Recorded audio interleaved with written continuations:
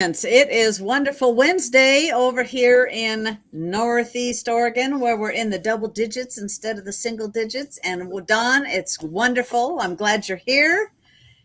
And how are you It's doing? all doing fantastic. It's always wonderful to see you, Sunny, and we're representing the other side of the state, and it's not quite as cold as where you are, but we got the slick streets, and everybody's kind of stuck at home, hopefully with their hot toddy and hot chocolate, and just plain old chocolate and a big fire. So yeah, it's very nice.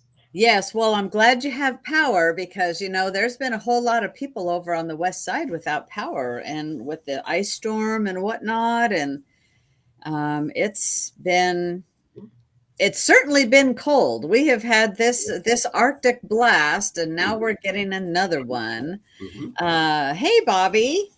So it's crazy, and I'm glad I do not have an electric vehicle. Oh yeah, yeah, absolutely. And let's hope we never have to have them. That's the Right, yeah. exactly. And so I'm going to post a story here out of KOIN. It says, "How long will your electric vehicle driving range last with cold temperatures?" Here is what AAA found. And Oregon is among the states with the most electric vehicle owners. I had no idea that Oregon was.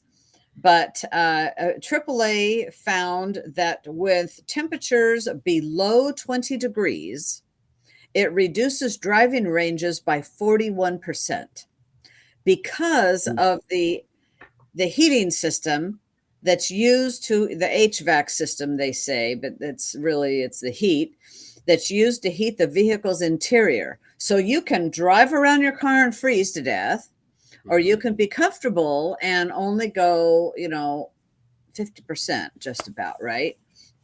Wow. Wow. Yeah. I was so surprised to Mhm. see 41% Mhm. loss with the cold temperatures. Now that's below 20. Mhm. We have been here at -4, -6. So the colder it gets, I think it's going to even be worse. Yeah. Oh, yeah. It's awful. I saw an article earlier today about a similar sort of thing out in Chicago, and they're calling the charging stations basically car graveyards, where the cars are lined up because people are waiting forever to get them charged. They won't go for very far when they are charged. I can't imagine the frustration in trying to get to work or get to where you need to go, and you can't get it charged, and it won't go very far, and it takes forever to make it happen. Right? What a nightmare! All for cars that are really expensive to boot. Right? Right, right. And so if y'all don't have sound, Pam, I think it's on your end. I don't think it's on our end because no, nothing, nobody else has said anything. Now, something else on these electric vehicles, I found this today. I couldn't believe it that we are the Pacific Northwest, the federal government is going to give $51 million. Dollars. Actually, it's the EPA. This is the thing. The US EPA is giving Oregon and Washington school districts more than $51 million to buy new electric school buses. And hello, didn't they read the AAA stories? And then, and over here, maybe they should put them, if they want to, really give them away, our tax money, right, to something that I think is not necessary, maybe on the coast where Hmm. it doesn't freeze. No. Yeah. And Well, so the Beaverton School District was $51 million for new electric school buses. The Beaverton School District will purchase 50. The Walla Walla School District, which is only 10, 12 miles from me, will buy 15, and private organizations will get a combined 79 buses. your tax dollars hard at work. It's just a shrine to environmentalism and political correctness. I mean, when the reality is, not only are you going to have something that doesn't work when it needs to work all of the time, it's going to be a lot more expensive. And on top of that, we all know what happens to those batteries and how they mine for lithium for them isn't good for the environment either. It's just a mess and a waste of taxpayer money at a time when people that money could be used for a lot better purposes. Yeah, it can. And when you have extreme winter, so we have winter over here, let's just call it 3 months. It could extend into four. Um, Winter driving, electric vehicles have a huge drop of power, but also in this story, researchers discovered that it costs an additional $25 on charging for every 1,000 miles that they drive when it's in these extremely cold temperatures. So now you have the school buses will also, you've got power outages. You know, what happened over there in Portland with all the power outages? All those people that have electrics, Mm. they're stuck. They're stuck. And so it's not going to be a good end at all. You know, Of course, your it's being stuck is a good side advantage associated with what the radical left wants to do anyway, and that's keep you stuck, keep you trapped. and yes, exactly. And in this article it says as long as drivers understand that there's limitations when operating electric vehicles in more extreme climates, they're less likely to be caught off guard by a drop in driving range. Now, you have extreme climate and you're going to have children on board. Mhm. What could go wrong? Not to mention the fact that you don't have that many charging stations anyway. It's not like No, there's one at every gas station. no, but they will be what the school districts that are getting them, they will be getting those also installed, and which I'm sure is why it said more than $51 million. Hmm. Because it's going to take a lot more money to put those chargers in. And oh my goodness, 144 new electric school buses with federal help. And what a waste. The schools could use money for maintenance. There could be a lot better use of this money to schools. I just oh, stuff like this makes me mad. I don't like it at all. Yeah. Uh, I just don't like Especially, it. it's purely for political reasons. It serves no purpose whatsoever. Um, Yeah, it is. And the money is going to other countries. Where are the batteries made? They're right, not made right. here. Um, Hey, staying in Oregon here, there's a story I wanted to bring up to all of you. And it's a tax alert. I found this on Oregon Catalyst today, and lawmakers have drafted a statewide property tax bill. And in February is the coming up to the short session. Mhm. And so the special legislative session. Well, if they want to increase our taxes, it all has to get passed by the voters. With this type of bill, is creating a statewide property tax. It would allow politicians to set the property tax rates instead of the presumably existing system of letting local county voters and local neighborhoods decide. Mhm. So, we need to contact all of our representatives, Congress and Senate, or, representatives and senators about this, because this, truthfully, as I see it, it goes against our Constitution that we have here in Oregon. Sure. And once these constitutional limits are compromised, it will be open tax warfare on property taxes. And last week talked about the sales tax, different taxes that they're wanting to add onto all of us. Mhm. And it's just, anyway, I wanted Well, to bring up yeah. attention to this, and it's Well, called LC 22. mhm. Let me let me just read this real quick. The summary reads: LC 22 proposes an amendment to Article 9, finance of the Oregon Constitution, to require the Legislative Assembly to impose by law a state property tax, to fund public safety and define taxable property.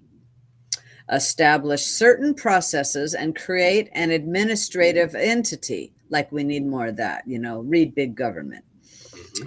It allows the Legislative Assembly to set rates and certain exemptions. It exempts the property tax from um, Article 11, Section 11 of the Oregon Constitution, ballot measure 50, which passed in 1997, Hmm. or Article 11, Section 11B of the Oregon Constitution, ballot measure 5, which passed in 1990. And it refers the proposed amendment to the voters at the 2024 general election. And and it goes on to say that once the state politicians control property taxes, you will be vulnerable to new property tax threats every time the politicians meet. And that is so true. They never they don't want to ever give us a kicker back. So Yeah. Oregon Watchdog, Oregon Catalyst, Oregon Watchdog brought this up, and pay attention. Yeah, the breathtaking thing about this too is they never mind raising taxes or bringing these kinds of things up when there's economic times are difficult. We're experiencing massive inflation, and a lot of people aren't doing too well, and now they want to increase your taxes on top of that. But that's that's how the left rolls. Yes, yes, and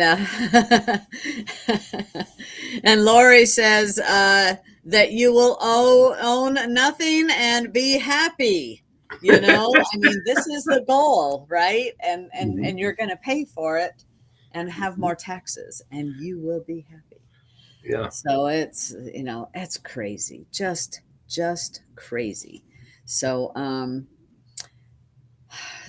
there's so much more overreach. And I have another story, a story here. We're going to now go around the nation and even international. But this story about Maine. I don't know if you've all heard about this, but a Maine bill that has been passed. It strips the rights of parents opposing transgender care for their children. And I'm going to paste it down here. There is this is it's I can't, it's hard to imagine that this is all happening. On one hand, it's hard to imagine. On the other hand, when you know the goal, it's not. But it is so sad to see, because this is if it's also called Act to Safeguard Gender Affirming Healthcare, HP 1114, the rights of parents who oppose um, butchering their children are completely stripped away. According to the bill summary, if passed, okay, it hasn't passed yet. If it's passed into law, Maine would refuse to enforce an out of state order removing a child from a parent or guardian. So if you decide I'm not supporting, the child that wants to have transgender care, then you would lose custody.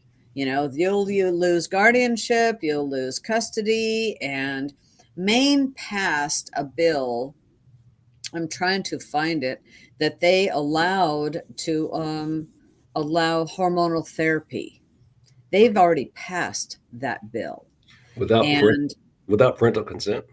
yes, without parental consent. Yeah. Well, And the silver lining in all of this is there is no place to be lukewarm anymore. For those who don't have the courage to take one side or the other, when they do things like partial birth abortion, for example, and things like this, they're forcing people to take a side. And I think, quite frankly, that's a good thing. It's very clear the line between good and evil. Essentially, one of the fundamental tenets of communism is you are owned by the state. You don't own yourself. Yeah, your children aren't your responsibility. We all belong to the state. You're just a means of production, and that is precisely what they're telling you here. The children are not yours. yeah, Um, Essentially, how different is that from a slave master in the 1850s? Your children aren't yours, and they would just like sell them off to the next farmer, and it was just tough noogies for the parents. This is really no different. Yeah, you're right. But actually, it's even a little worse because this bill, if it passes, it would authorize the court to take temporary jurisdiction of the child. Sure. And so the state can take custody of the child, if the child's parents oppose him or her getting so called gender affirming care, or they would favor the parent who supports it, while the parent who opposes it has no rights at all. And it's atrocious. So here we are in Maine, coming to a state near you. Mhm. Uh, And this really, we shouldn't be surprised. They've been nudging things in this direction for a long time, for years. And I'm going to beat up us conservatives a little bit here. We've rolled over when they've done things like, so if your kid wants to get, what do you call it, contraceptives at school, then they can do that behind your back without your knowledge. Um, and essentially, whatever happens on campus, you don't have to know anything about it. They don't have to tell you about it. They just do it. So, who really owns your kids? They do. And this is just another step on that same progression. So, sooner or later, you're going to have to take a stand. It looks yeah. like the state of Maine is forcing that stand to happen, which at the end of the day, it may be a good thing. Maybe it forces some kind of a constitutional discussion around whether they can do that or not. Yes, and then looking at if it will pass, it says most likely Mhm, because the Democrats control the Maine House, mhm, Senate, and the governorship. And last year, it passed the bill allowing minors as young as 16 to get the hormones without parental consent. And that was passed and signed into law. mhm, So this is the next step. mhm. And yeah, it's horrifying. It's horrifying. In fact, it says in here this bill is a horrifying violation of parental rights and a shocking violation of the Equal Protection Clause of the U.S. Constitution. Mhm. So, yeah, there's a big grab, And and you notice kind of again, a direct attack on the family. yeah, yes, it Frontal, is. frontal assault. Yes, it is. Yes, it is. And then you kind of had a story that goes along with that, didn't you? On the oh yeah, I guess yeah. Sorry, I got to wake up here. I do. Wake So up, I Don. was, yeah, I know exactly. So I was looking at this earlier. Yeah, this I was kind of preparing for this and thinking about, and I came across this news feed about young people and their views on abortion. And this is actually kind of a cool thing. A lot of times, us older folks spend their time looking at what is wrong with that last generation. They've lost their mind, but not that's not true all the way across the board. There are some issues on which they're ahead of the curve and they're waking up. And it turns out, I think one of them is their views on abortion. So I saw this survey, and it said that 65% of young people support limits on abortion. So they're not all over that. It turns out the younger they are, the less likely they are to accept abortion right up to the child's birth. So they get it, and that's a good thing. So the whole Roe v. Wade war that was fought over all those years is beginning to bear fruit, and the young people that's been visual enough that they're beginning to see that that's just plain evil, and that's a good thing. Yes. You know, yeah, it is. And so we've got to fight back. And there's the pendulum. I mean, it's crazy, the big push on this, Oh the yeah. big, big The thing push on is, this. remember, the Democratic Party always views themselves as the party of the young. Although you look at who's running the Democratic Party, you think, how can that be? But Right. that's Right. but that's how they present themselves. And yet, on this is one of those key issues where their target audience disagrees with them. They aren't in favor of willy nilly abortion. So there's an important wedge issue for conservatives to continue to work on. Yeah, absolutely. Absolutely. There is. And so there's something else I wanted to bring up on China. And there is, and I don't know if you've all heard about this or not, but it came up today. It's PJ Media story. Matt Margolis wrote this, and he says China made a new mutant COVID-19 strain. What could possibly go wrong? And as I saw something on through one of the social medias today, was that this one, and in this article, it goes on to say that they have a mutant strain that has a 100% kill streak in humanized mice, and it actually goes into your brain. Mm. And so I don't know what humanized mice are.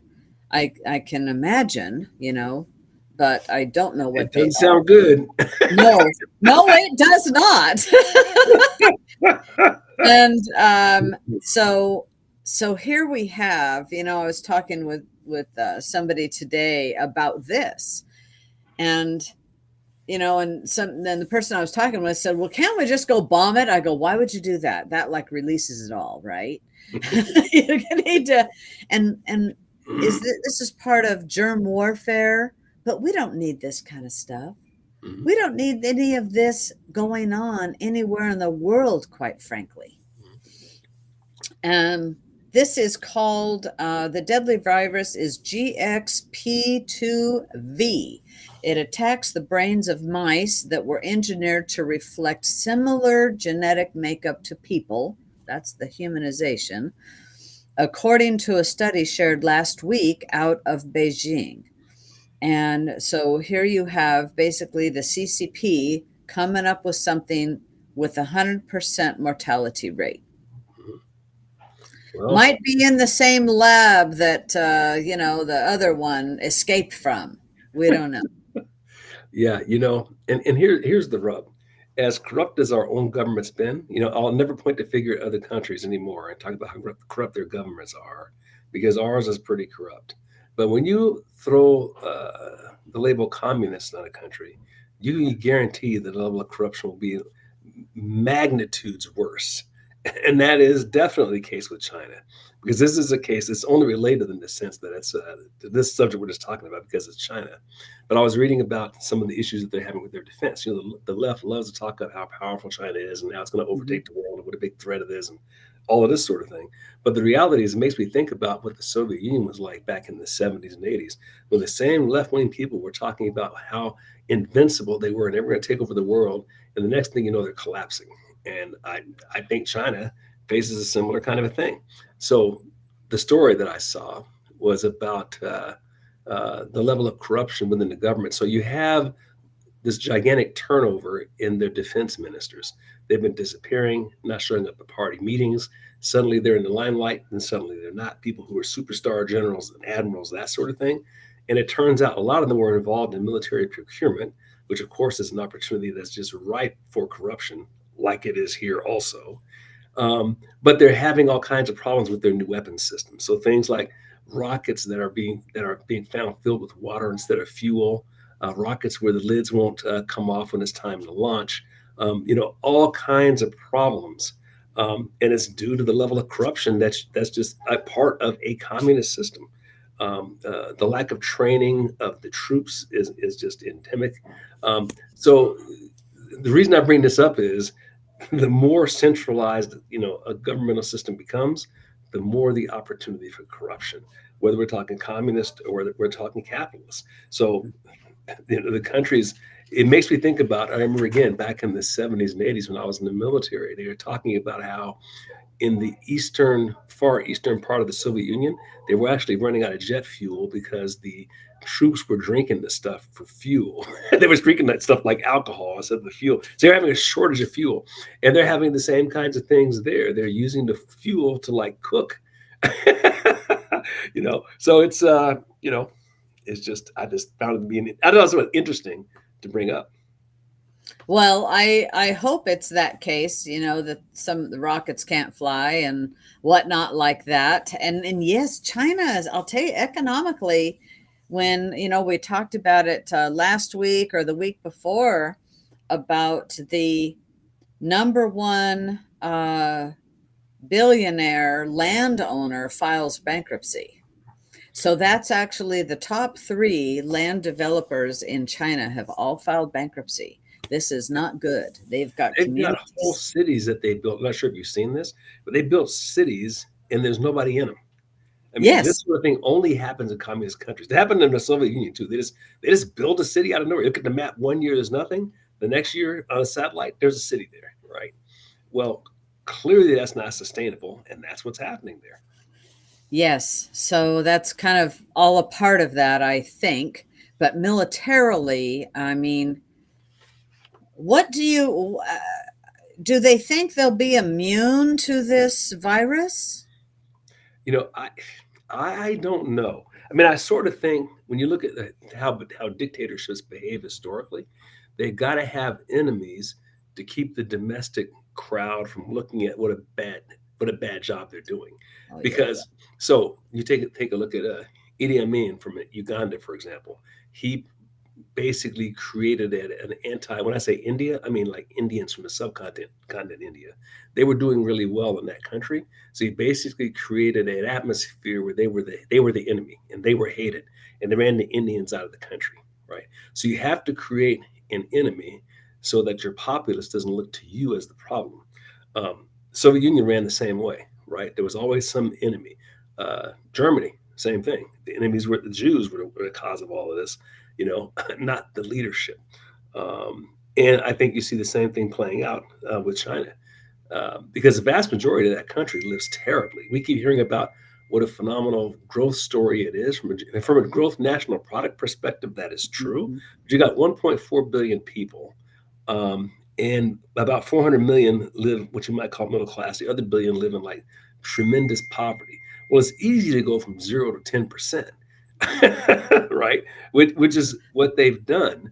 But Yeah. when you've got a billion people living under like abject poverty, you got to keep them focused on something else as the enemy rather than focusing on their own government as the problem.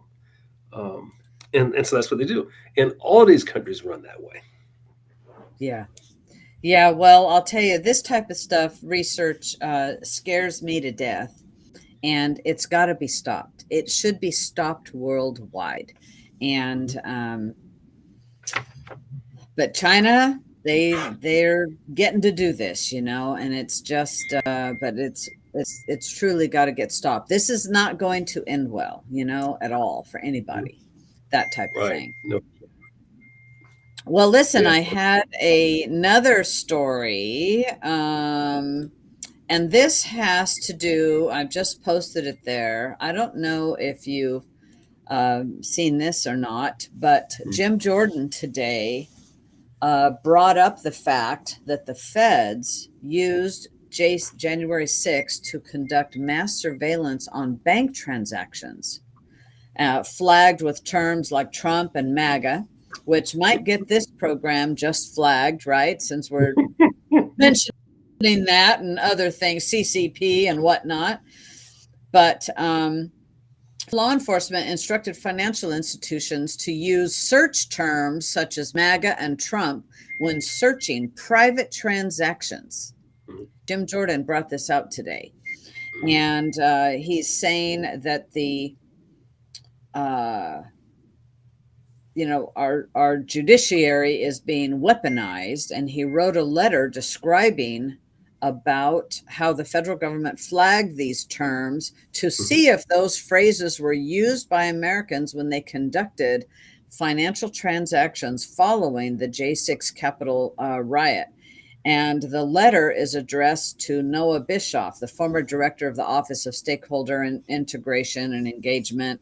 It's Mhm. called FinCEN, the Division of the Financial Crimes Enforcement Network. Hello? Spending money, giving money where you want is not a financial crime.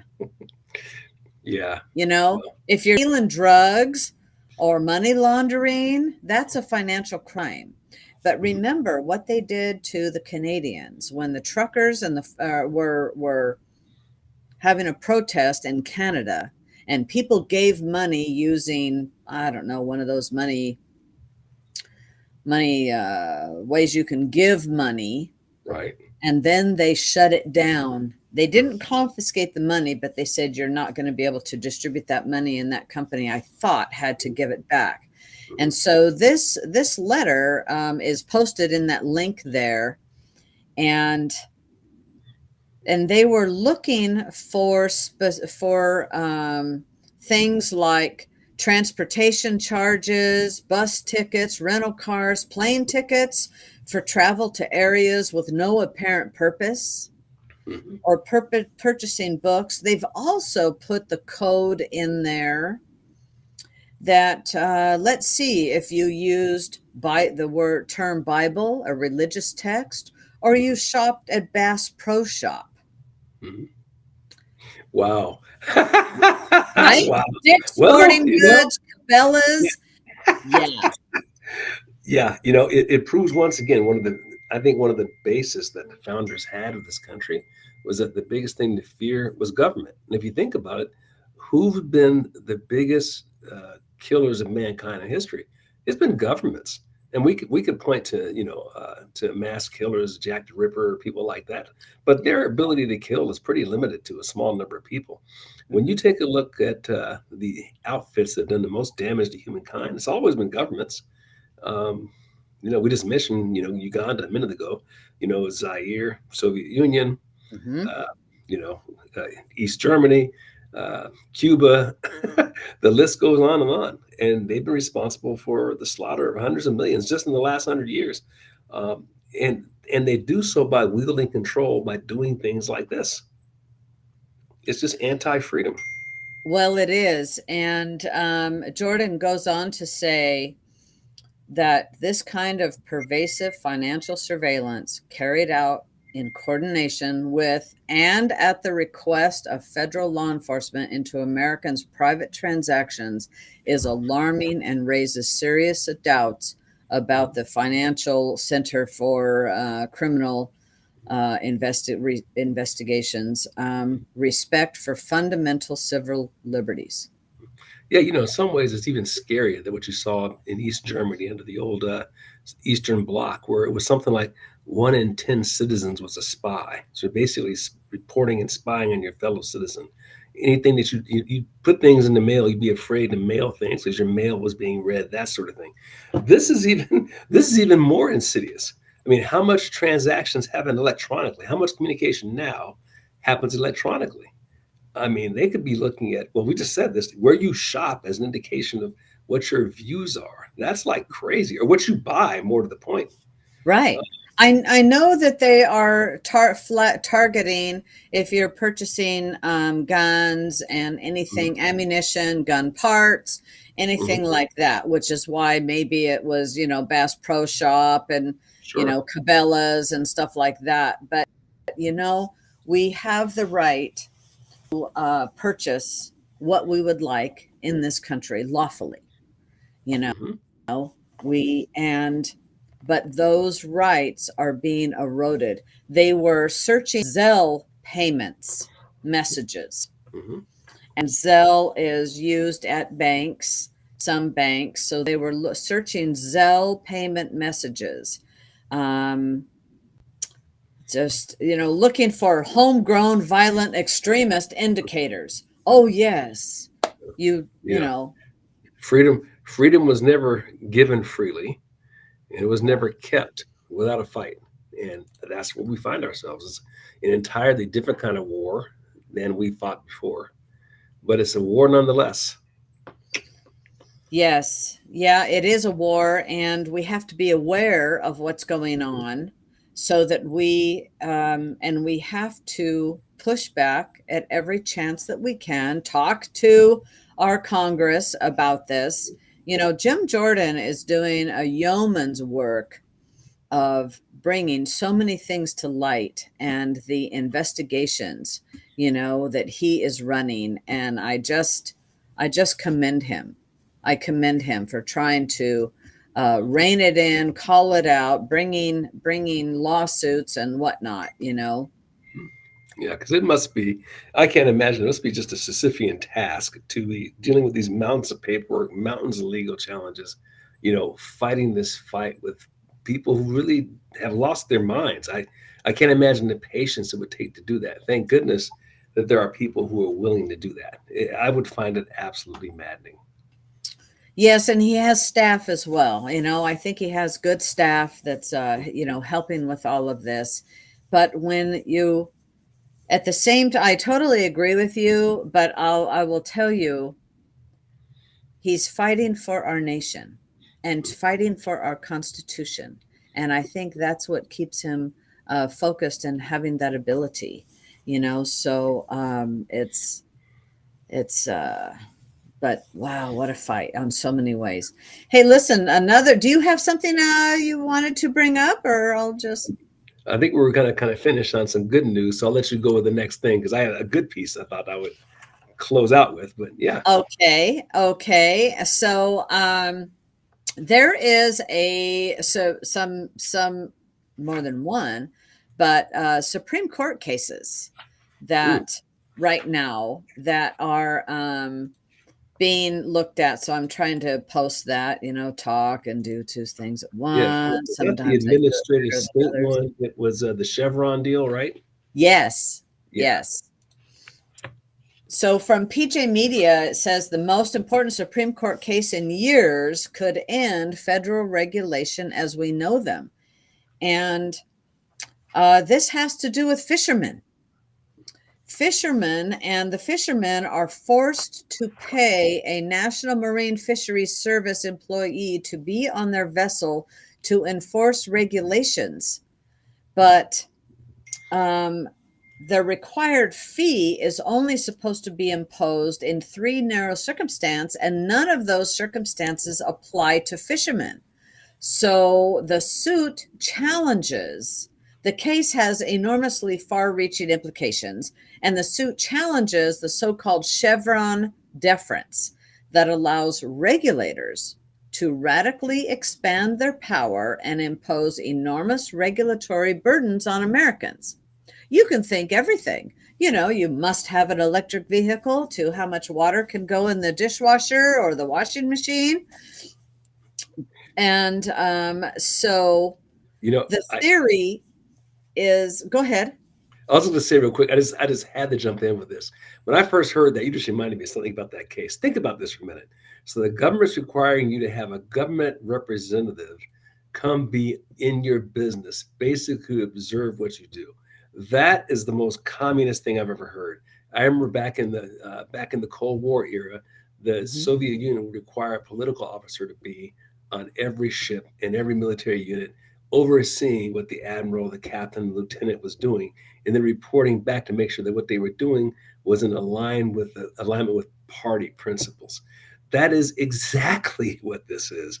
That is like scary. When I first saw that, I can't believe this is happening in our country. It's Yeah. straight out of the old Soviet Union. These people would do the same thing with every business if they could. Oh, absolutely. And they are. And so the in part of this, I have another article from the Daily Caller that also calls this. It says, and that one headlines is the Supreme Court appears ready to favor fishermen in a major challenge to the administrative state. But the During the oral arguments, Justice Neil Gorsuch pointed out Chevron deference arguably gives the government a powerful advantage over the individual litigant, disadvantaging people like the immigrant, the veteran seeking his benefits, the Social Security disability applicant who have no power to influence agencies. And so it is the arguments definitely showed that we have a constitutionalist court here. That's what the JCN President Kerry Severino told the Daily Caller. And, but so between these two articles, they're saying, you know what, though? They might not just wipe it all away because the Chevron arose when judges were willy-nilly substituting their policy preference for those of the elected branch. But the doctrine has no constitutional basis, and it defies the Administrative Procedure Act, which requires that the reviewing court shall decide all irrelevant questions of law, interpret constitutional and statutory provisions, and determine the meaning or applicability of the terms of an agency action. And the fisheries argue the doctrine also violates the Constitution's due process clause by requiring courts to systematically place a thumb on the scale against the citizenry. So this is a big deal, and frankly, it would be great if the Supreme Court would just take this away, take away the power of these agencies, the unelected bureaucrats that are imposing so many restrictions at so many levels on the citizens of the United States. I mean, at the end of the day, it's an usurpation of the Constitution. It really is, I think. I mean, Congress is there for a reason, and to put these administrative apparatus in between the citizen and the congressional people that they elected is just wrong. Yeah. How can you hold these people accountable? They're accountable to no one. They just do whatever they want. I think that's one of the things. The Argentinian president, I think he just went in and like just wiped out half those agencies. We that would be the ideal thing. Is just He get did, rid of yes. Yes. but short of that, um, uh, their power needs to be dramatically diminished, and they shouldn't be able to make decisions. Those decisions should come from elected representatives who then tell the administrative state what to do, and not vice versa. Absolutely. And speaking of the Argentine president, Javier Milei, he was at the World Economic Forum and he blasted socialism there. He blasted, and this is in Davos, it's going on right now. And I just posted a story, and this is from the Daily Caller. He says, "Long live freedom, damn it." And he barnstorms Davos with a speech blasting socialism, and I will tell you, he wasn't the only one. I watched a video, and I don't know who the person was, and he got up and he thanked them for the opportunity. He's glad he had the opportunity to speak to the World Economic Forum, and he just blasted them. I don't know who that person was. And I saw a little bit of the video here of Javier Milei, Argentina's president, Javier Milei, who, like you said, he just got rid of half of the agencies. He goes, "Nope, we're not doing that. We defund that and remove it." And those things can be done in America. Yeah. You defund it, and that's the end. Back when I was really young, didn't quite understand. I remember Reagan talking about doing that with the Department of Education. Didn't do it. I wish he had. Oh, yes. Oh, Yeah. yes. In our lifetimes, we have seen a huge fight about the border that has yet to be solved. But yet we have the laws on the books. Our border can be closed. And but we absolutely have to have a wall. We have to have a wall. And so we've seen in our lifetimes, Dawn, things that have not gone through, like let's get rid of the education, Department of Education. Yeah, and we And just I think didn't. the EPA has quite run its course. Well, you could do this approach. Look at what the CDC what damage that organization did over the last couple of years. Yeah. The FDA. Look at how much damage that's done to citizens. You can go down the list: the SEC, FDA, FBI, CIA. Right? Right. Some of them perform necessary functions, like I'll say the CIA and FBI, for example, but they obviously need radical reform. And the number of these organizations can just like go away. Um, and it would be great to see if we're fortunate enough, knock on wood, and Trump prevails, maybe we'll get to see some of that. Yeah. So Malay said, "Today I'm here to tell you that the world is in danger. And it is in danger because those who are supposed to have to defend the value of the West are co-opted by a vision of the world that inexorably leads to socialism and thereby to poverty." Mhm. And he goes on to say, "Do not surrender to the advance of the state. The Mhm. state is not the solution. The state is the problem itself. And Mhm. you are the true protagonists of this story. And rest assured that as from today, Argentina is your staunch, unconditional ally. Thank you very much, and long live freedom, damn it. So, That's awesome. That is awesome. yeah, yeah, But the, yeah, it is. but the We've good got news some is, other good stories too. mhm. Yeah, well, I was going to say one of them was just the result of the Iowa caucus the other day.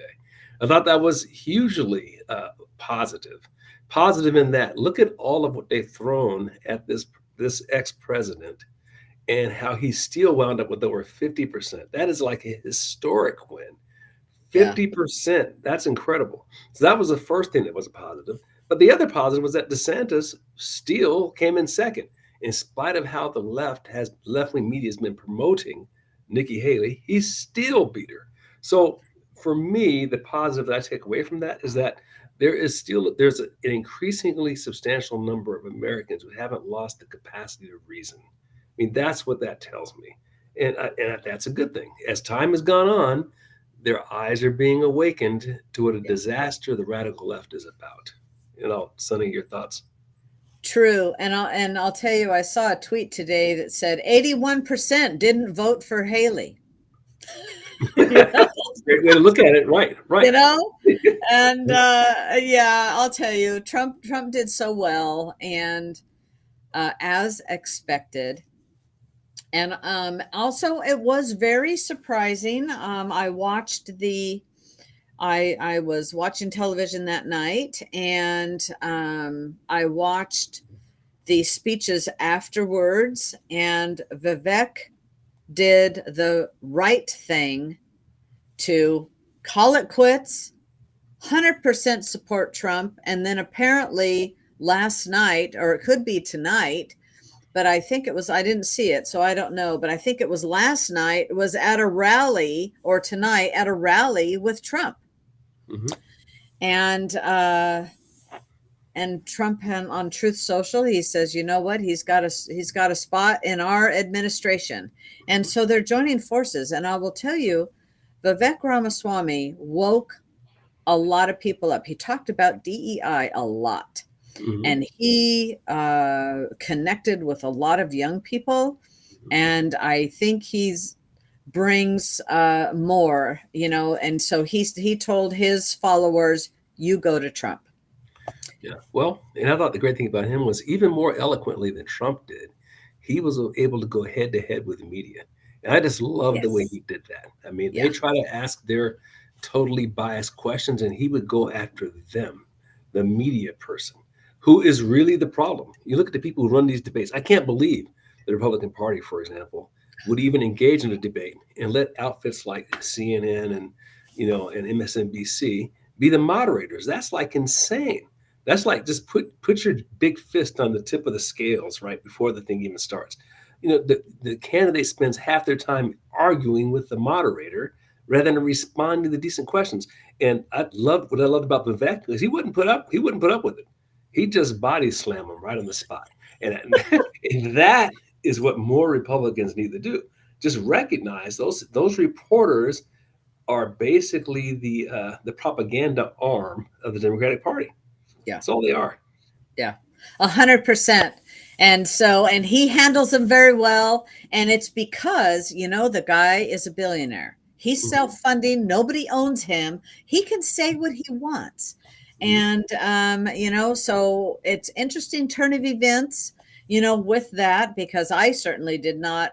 I mean, I knew Trump was going to win, and I thought by a large margin, and he did, mhm. but I did not see that those two would be joining forces. Yeah, And so and it was there's really yeah, and I thought it was there's really more than encouraging. we know what's going on. It was really encouraging to see, in spite of the money that the left is throwing at Haley, she still lost to DeSantis on top of that, Yeah, which I thought was also very encouraging. I mean, DeSantis is not the smoothest, campaigner, for sure. He's great in terms of accomplishments, but he's not Vivek, um, and he still beat her. Yeah, he did. Well, the thing is I think people appreciate what he has accomplished, and people know the county that she won by one vote is more of a liberal county, and frankly, it's the Democrats that are propping her up, and the establishment of the Republican Party that would like status quo, that would like us to go on to communism, and to just help take our country down, quite Well, frankly. she's the uniparty. I mean, here, She is the look at this. uniparty. That's strictly what she is. I mean, if she were to went out, she'd be a better Democratic candidate than Biden. You got that Think right. about it. You She got really that right. would be. She could have an R after her name and just be Biden, and it'd be the same old thing. And there's a whole bunch of rhinos who would love that. I mean, another Jeb Bush, another Yep. McCain, another Romney. That's what we would have with her.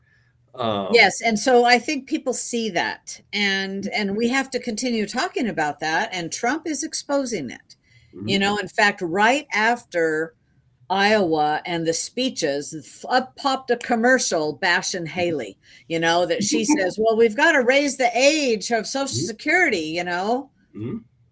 Yeah. and that's what she wants. Mhm, And so by her own words, mhm, it's not sure. somebody else's, it's by her own words. Mhm, And so we just have to know and talk to our friends and help educate people, sure.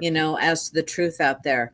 Hey, And one more piece I wanted to bring up. Maybe you had something, I'm not sure, oh, no, I'm good. but Cliff Bentz he's my congressman for CD2, and Representative Congressman Cliff Bentz urges the Supreme Court to rein in presidential overreach. So this was actually come out Monday, but I wanted to talk about it a little bit because it's a great thing that Congressman Bentz is doing. And so he announced that he's leading a coalition of congressmen and senators in filing an amicus brief with the Supreme Court, urging the court to hear two important and critical cases challenging the president's misuse of the Antiquities Act to establish national monuments. And what he's going after is presidential overreach, the economic devastation, and constitutional violation. So I'm very glad he's doing that. And he said, this is about upholding the Constitution, protecting our public lands from being left to burn up, and that they can be properly managed with their best interest in mind. Mhm, And so instead of doing a land grab and making places a monument, so I'm really happy when I ran across this story today. I wasn't aware of it and ran across this story today. That's a good thing. He's fighting for us, and he's fighting to follow the Constitution and hold the president accountable. yeah, no, that sounds great. Absolutely. Yep, it is. So, hey, everybody, thank you for watching. Spread the message, share us around. We're on X and Facebook and YouTube. And sometimes we're posted on Rumble. I know Kevin is working on that. Mhm. But tell your friends about us. Share us around, because I can tell you we are throttled down. All righty, we're throttled down. They don't want people to see our program. And Don, it's always wonderful seeing you. Yeah, Stay just warm. recognize that, hey, you don't get flack unless you're over the target, so, That's a right? fact. That's a fact. Well, thank you too, Sunny. It's always a pleasure, and everybody out there, we'll see you all next week. Yep. Good night.